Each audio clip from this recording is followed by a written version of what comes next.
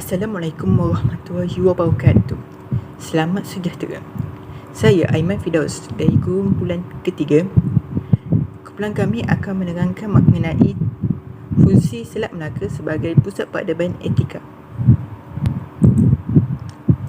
Apa itu Selat Melaka dan di manakah lokasi tersebut?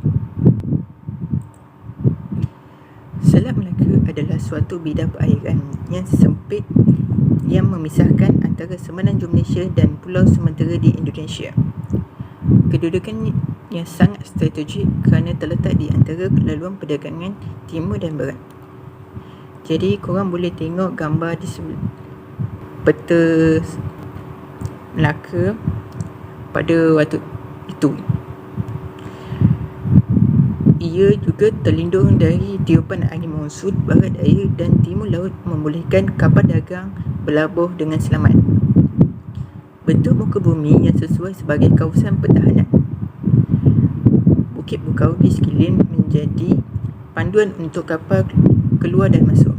Jadi maknanya pedagang dapat kena pasti kawasan tersebut, iaitu melalui lihat bukit.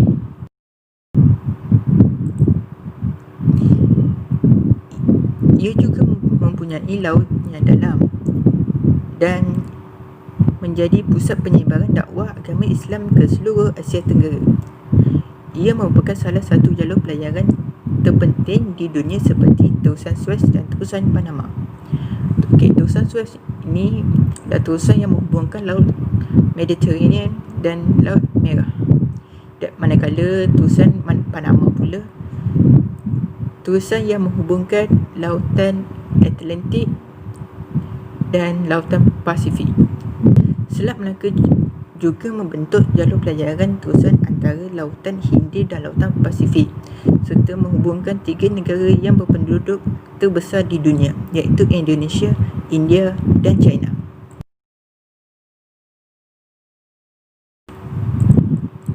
Selat Melaka sangat penting kepada kestabilan ekonomi dunia, terutama kepada negara Amerika Syarikat, Jepun dan lain-lain negara di Asia Tenggara. Pelabuhan Melaka juga berperanan sebagai pusat interport yang menjadi tumpuan pedagang dari timur dan barat. Sebagai pusat pengumpulan dan pengedaran barang perdagangan, Pelabuhan Melaka menjadi kuasa ekonomi terbesar di dunia. Pelabuhan Melaka menjadi tumpuan kepada seluruh dunia untuk berdagang, dan Melaka digelar sebagai The Venice of the East, yang menjadi tempat pertemuan pedagang seluruh dunia. Terdapat pedagang luar daripada negara China, India, Arab dan lain-lain yang mempunyai tujuan tertentu. Antaranya 1. Penyebaran dakwah, contohnya agama Islam. Kedua, dapat menjual beli seperti tembikar, sutera dan lain-lain. Ketiga, membagi kapal-kapal dagang dan sebagainya. Nusantara terkenal kerana terdapat hasil rempah-ratus dan kekayaan bumi semenanjung tanah Melayu dengan emas dan bahan mentah. Jadi rempah-ratus sangat berharga pada waktu itu kerana dapat digunakan untuk bahan perisa, perubatan dan pengawet makanan, sebagai contoh ladi hitam, bunga lawang, kayu manis dan sebagainya. Rempah-ratus juga dihantar ke India. Melaka menjadi perantara menemukan pedagang timur dan barat termasuk Nusantara, dan juga bertindak sebagai penyebar barangan yang dibawa ke Melaka ke tempat lain. Pada era pra-kolonial, kejadian ini menyebabkan telah wujud putaran migrasi di wilayah alam Melayu yang telah menemukan peradaban India, China, Timur Tengah dan alam Melayu, masing-masing dengan sistem etikanya melalui Selat Melaka. Kesultanan Melayu Melaka ini memerintah Melaka selama sekitar 110 tahun. sehingga ditewas oleh pihak Portugal pada tahun 1511. Pihak Portugal hendak menawar Melaka kerana dapat menguasai seluruh perdagangan di Nusantara. Keadaan ini digambarkan menerusi Duarte Barbosa, maaf jika saya salah sebut, yang berkata sesiapa yang menguasai Melaka, dia dapat menguasai perdagangan dunia. Okey, sekian daripada saya. Kita akan beralih ke Nurliana. Okey, Sia. Assalamualaikum, saya akan menyambung fungsi Selat Melaka sebagai pusat peradaban Attika. Saya akan memperkenalkan penggunaan sistem mata wang.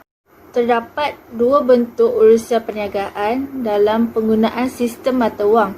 Yang pertama, sistem tukar barang yang dikenali sebagai barter. Yang kedua, mata wang yang digunakan ketika proses jual beli. Pengenalan sistem tukar barang yang dikenali sebagai sistem barter. Sistem barter ialah amalan pertukaran barang tanpa melibatkan wang. Terdapat syarat sistem barter iaitu mempunyai barang yang berlebihan untuk ditukarkan. Misalnya ikan, beras ataupun barang lain yang boleh ditawarkan. Seperti di dalam gambar terdapat buah-buahan dan ikan yang boleh ditukarkan antara satu sama lain.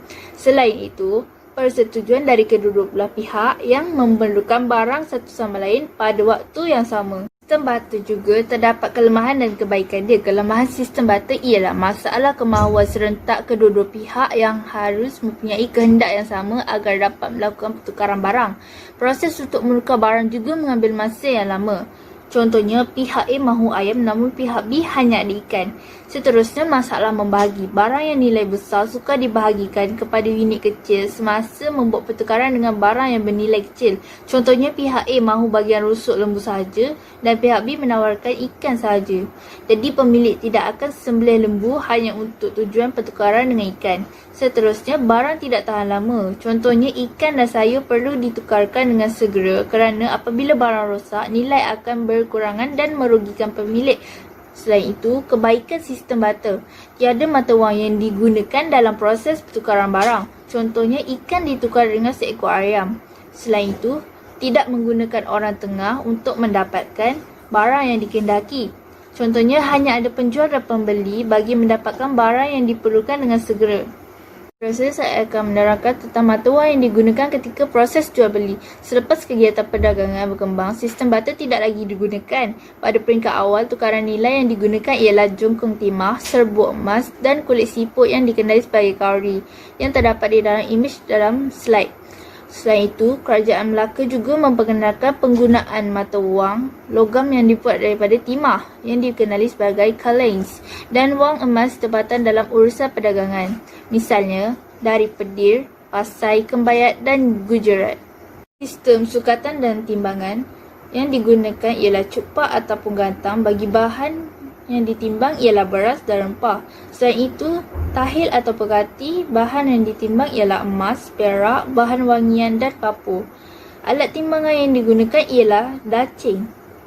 Akhir sekali, saya akan menerangkan tentang kekayaan hasil mahsul. Maksud hasil mahsul ialah pelbagai jenis hasil yang dikeluarkan oleh sesebuah negara ataupun hasil tempatan. Kekayaan hasil mahsul Melaka juga menjadi tumpuan masyarakat antarabangsa. Nilai hasil mahsul yang terdapat di Melaka ialah hasil hutan, misalnya cengal, damar, rotan dan rempah ratus yang ditunjukkan di dalam imej di atas. Aktiviti jual beli berlaku dengan pedagang luar dan masyarakat tempatan yang menyumbang kepada hasil mahsul negara. Selain itu, terdapat bukti tentang hasil mahsul Melaka. Pada tahun 1506, Raja Portugal mendapat maklumat dari Vasco da Gama iaitu ahli pelayaran barat. Antara maklumat yang diberi mengenai kekayaan dan hasil mahsul tentang Islam, perdagangan dan kegiatan perkapalan. Sekian, terima kasih. Terdapat dua bentuk urusan perniagaan dalam penggunaan sistem mata wang. Yang pertama, sistem tukar barang yang dikenali sebagai barter. Yang kedua, mata wang yang digunakan ketika proses jual beli. Pengenalan sistem tukar barang yang dikenali sebagai sistem barter. Sistem barter ialah amalan pertukaran barang tanpa melibatkan wang. Terdapat syarat sistem barter iaitu mempunyai barang yang berlebihan untuk ditukarkan. Misalnya ikan, beras ataupun barang lain yang boleh ditawarkan. Seperti di dalam gambar terdapat buah-buahan dan ikan yang boleh ditukarkan antara satu sama lain. Selain itu, persetujuan dari kedua belah pihak yang memerlukan barang satu sama lain pada waktu yang sama. Sistem barter juga terdapat kelemahan dan kebaikan dia. Kelemahan sistem barter ialah masalah kemahuan serentak kedua-dua pihak yang harus mempunyai kehendak yang sama agar dapat melakukan pertukaran barang. Proses untuk menukar barang juga mengambil masa yang lama. Contohnya, pihak A mahu ayam namun pihak B hanya ada ikan. Seterusnya, masalah membahagi. Barang yang nilai besar sukar dibahagikan kepada unit kecil semasa membuat pertukaran dengan barang yang bernilai kecil. Contohnya, pihak A mahu bahagian rusuk lembu sahaja dan pihak B menawarkan ikan sahaja. Jadi, pemilik tidak akan sembelih lembu hanya untuk tujuan pertukaran dengan ikan. Seterusnya, barang tidak tahan lama. Contohnya, ikan dan sayur perlu ditukarkan dengan segera kerana apabila barang rosak, nilai akan berkurangan dan merugikan pemilik. Selain itu, kebaikan sistem barter. Tiada mata wang yang digunakan dalam proses pertukaran barang. Contohnya, ikan ditukar dengan seekor ayam. Selain itu, tidak menggunakan orang tengah untuk mendapatkan barang yang dikehendaki.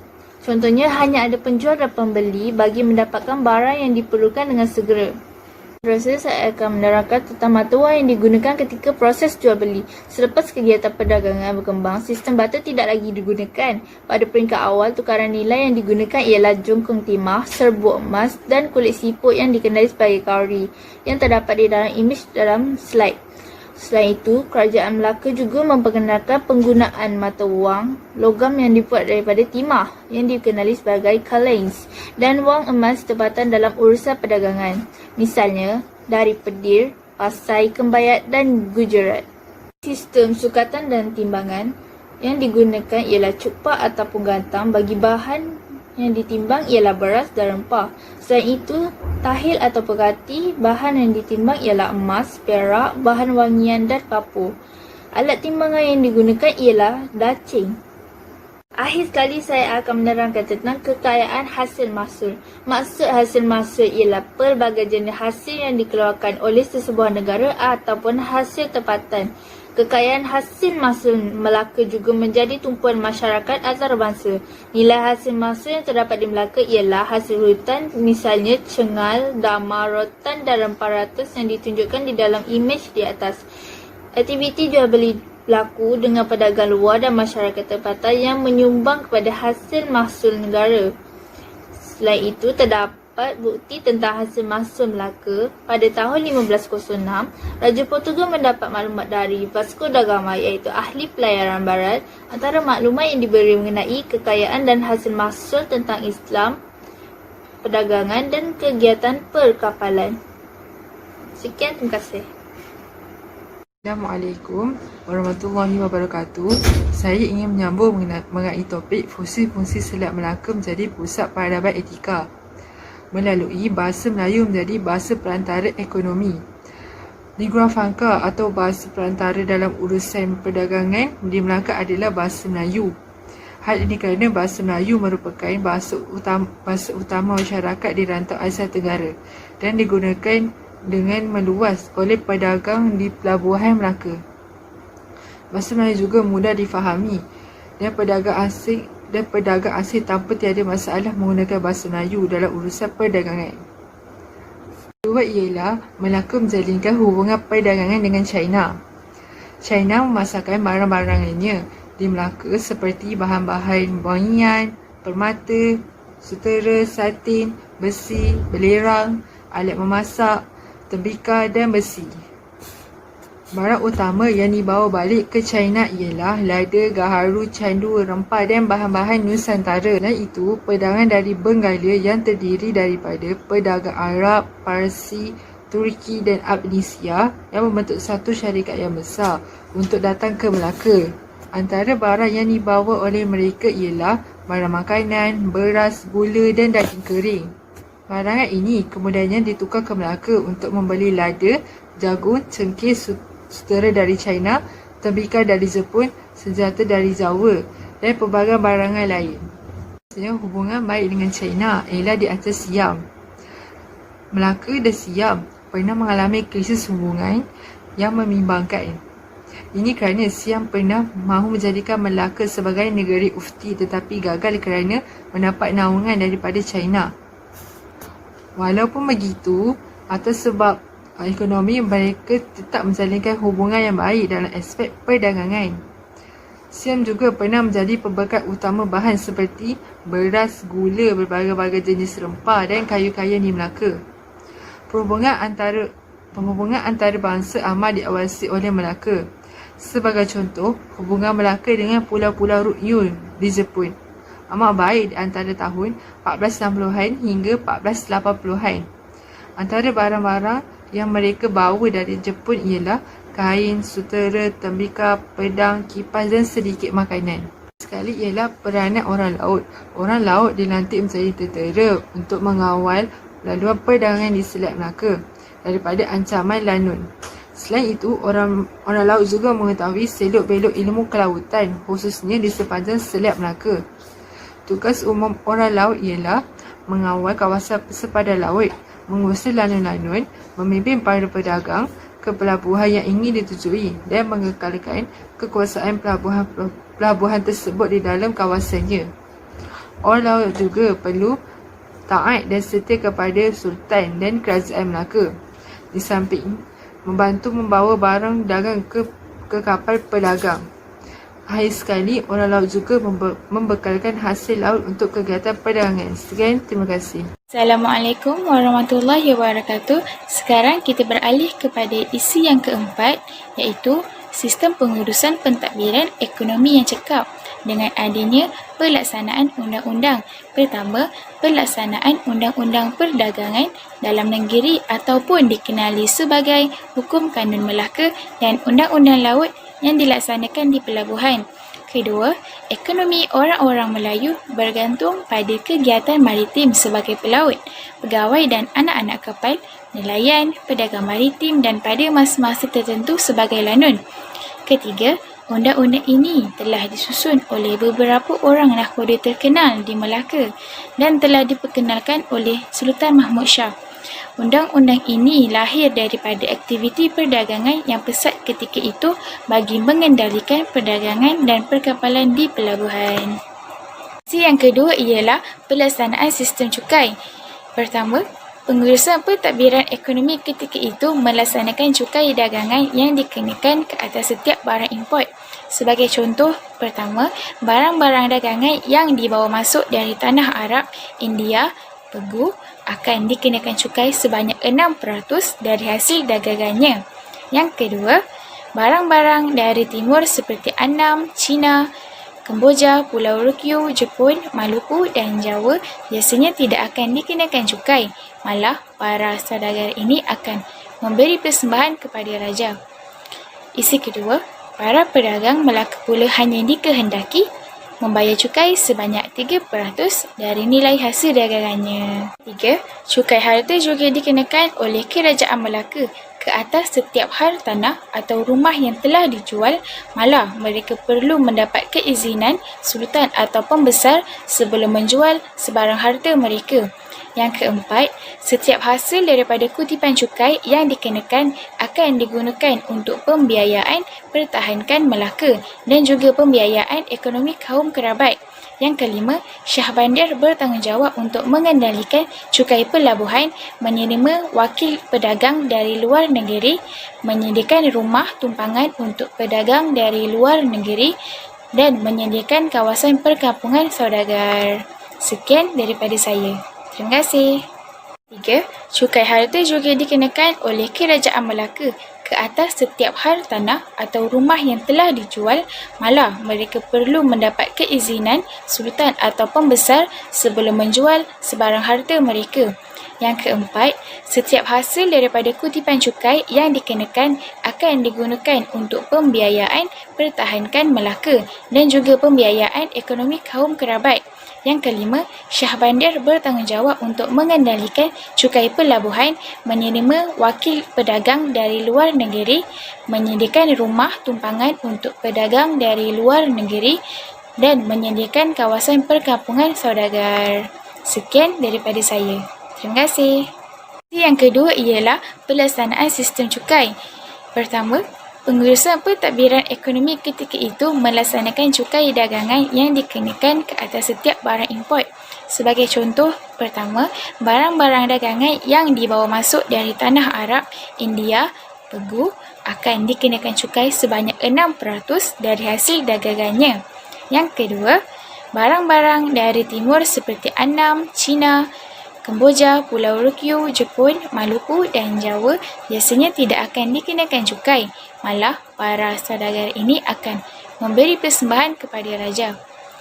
Isi kedua, para pedagang Melaka pula hanya dikehendaki membayar cukai sebanyak 3% dari nilai hasil dagangannya. Assalamualaikum warahmatullahi wabarakatuh. Sekarang kita beralih kepada isi yang keempat, iaitu sistem pengurusan pentadbiran ekonomi yang cekap dengan adanya pelaksanaan undang-undang. Pertama, pelaksanaan undang-undang perdagangan dalam negeri ataupun dikenali sebagai Hukum Kanun Melaka dan undang-undang laut yang dilaksanakan di pelabuhan. Kedua, ekonomi orang-orang Melayu bergantung pada kegiatan maritim sebagai pelaut, pegawai dan anak-anak kapal, nelayan, pedagang maritim dan pada masa-masa tertentu sebagai lanun. Ketiga, undang-undang ini telah disusun oleh beberapa orang nahkoda terkenal di Melaka dan telah diperkenalkan oleh Sultan Mahmud Shah. Undang-undang ini lahir daripada aktiviti perdagangan yang pesat ketika itu bagi mengendalikan perdagangan dan perkapalan di pelabuhan. Okey, seterusnya Kesultanan Melaka, Pusat Perdagangan dan Dakwah. Perdagangan menjadi nadi yang mewujudkan kemakmuran ekonomi kepada Kerajaan Melaka. Dengan kedudukan Melaka yang menguasai seluruh kawasan laluan perdagangan di Selat Melaka, selain menjadi kuasa politik, ia telah menjadi kuasa ekonomi terbesar di Nusantara. Para pedagang dari seluruh dunia termasuk Arab, Parsi, India, Cina dan alam Melayu telah mengunjungi Melaka dan menjadikannya sebagai pusat pertukaran barang-barang dagangan. Itu, kewujudan pelabuhan Interport ini telah membolehkan Melaka mengatasi Samudra Pasai dari segi penguasaan ke atas Selat Melaka dan mengatasi Majapahit dari segi pengaruh politik, khususnya pada abad ke-15 Masihi. Dengan kekuatan politik itu pula, Melaka dapat menguasai Selat Melaka sepenuhnya apabila Jambi menjadi wilayah taklukannya.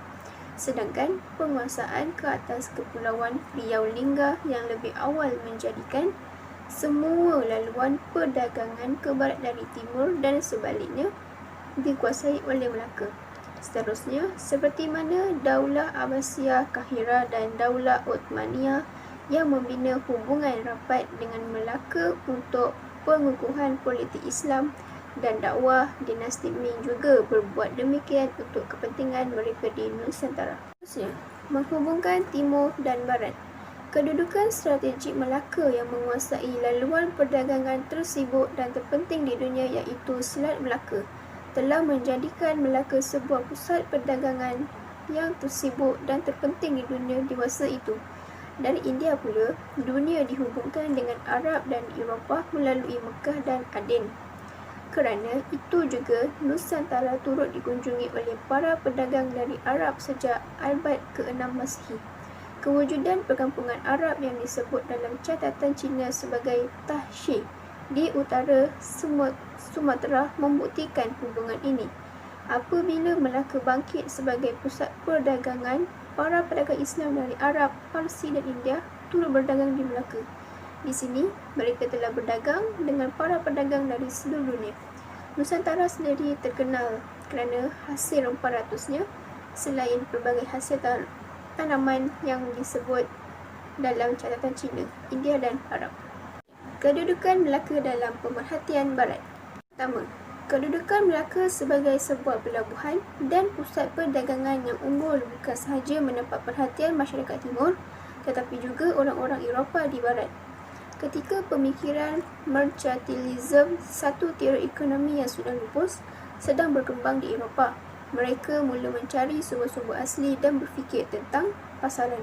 Bangkit bersama fahaman ini ialah nasionalisme dan imperialisme yang kemudiannya dicantumkan dalam agenda 3G, Gospel, Glory and Gold yang ditaja oleh gereja. Seperti yang diungkap oleh W.G. Shirley tentang kedudukan Melaka ketika itu, maka segala pedagang atas angin dan bawah angin sekaliannya datang ke Melaka. Terlalu ramai bandar Melaka ketika itu, maka Melaka menjadi salah satu sasaran barat dalam melaksanakan agenda mereka. Kali kesimpulannya ialah, dalam konteks ini, kemajuan dan kemakmuran perdagangan di Melaka menjadi pemangkin perkembangan dakwah, dan dengan inilah agama Islam masih lagi tersebar luas di seluruh dunia. Sekian, terima kasih daripada kami. Jangan lupa subscribe, share